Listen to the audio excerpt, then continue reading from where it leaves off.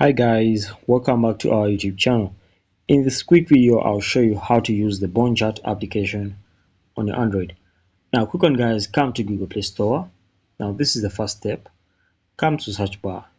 Now, in the search bar, go ahead and look for BonChat.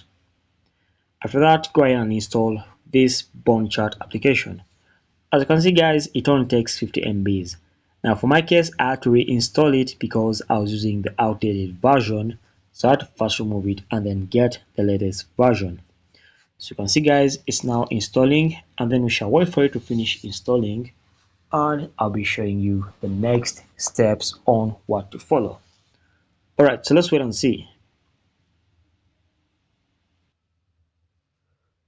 Alright, so once we're done installing the BonChat application, tap on this open button.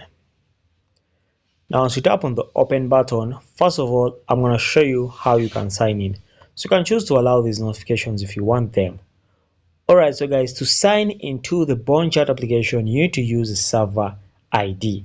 So go ahead and put in your server ID. After that, click on join. And basically, that's how to use the BonChat application. Thanks for watching, guys. Please subscribe to our YouTube channel.